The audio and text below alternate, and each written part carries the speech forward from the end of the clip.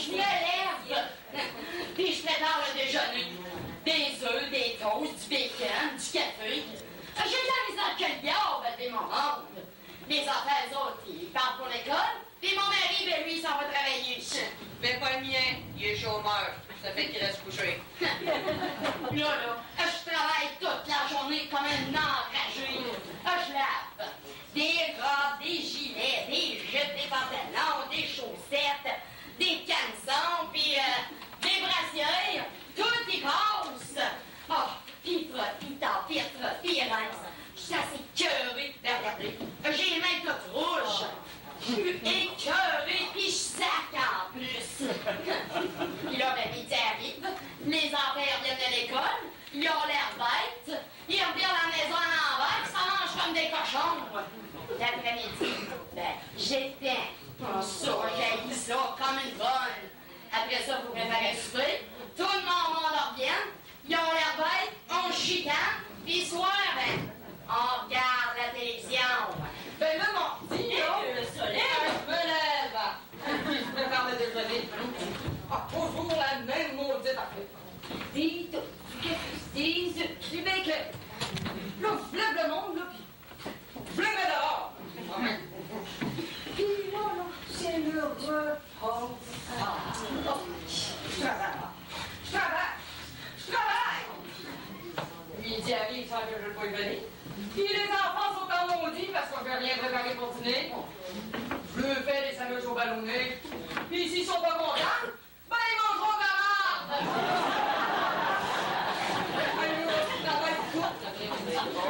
Le souper arrive. On se regarde, non? Et le soir, ben, on regarde la télévision. Le mercredi, là, ben, c'est la journée du magasinage. Je marche toute la journée. Je vous dis, je me donne un tour de rein à porter des paquets gros comme ça. Hey, je reviens à la maison, crevé. C'est bien beau, mais faut quand même que je fasse à manger, hein. Mais quand le monde arrive, veut la fête, mon mari sert, les enfants braillent, puis le soir, ben, on regarde la télévision. Le jeudi puis le vendredi, c'est la même chose. Je m'esquinte, je me tue pour ma gang de nonos. Le samedi, j'ai les enfants des jambes par-dessus le marché. Puis le soir, ben, on regarde la télévision. Ah, le dimanche, là, on sort en famille. On va se pêcher à la belle-mère en métrobus. Il faut guetter les enfants toute la journée, endurer les maudites farces-plates du beau-père, puis manger la nourriture de la belle-mère qui est donc meilleure. Oui, la mienne, au dire de tout le monde. Puis le soir, on regarde la télévision. Et je suis donc tannée de une maudite biblette. Une maudite biblette. Une maudite biblette. Une maudite. Moi, quand je suis allée en Europe, ça y est, elle va recommencer son Europe, elle. On en a pour toute la soirée, c'est certain. Quand elle commence, ça, il n'y a plus moyen de l'arrêter. Elle se monte, là, il n'y a plus moyen de la décréter. Je voulais seulement dire qu'ils n'ont pas de timbre. C'est-à-dire qu'ils ont des timbres, mais pas des comme ceux-là. Juste des timbres pour timbrer les lettres. Ça veut être peut-être vrai. Ils peuvent pas avoir des cadeaux comme nous autres. Ça veut être peut-être vrai en Europe. Bon, c'est bien beau quand même. Moi, je suis pas contre les timbres, c'est bien comme ça.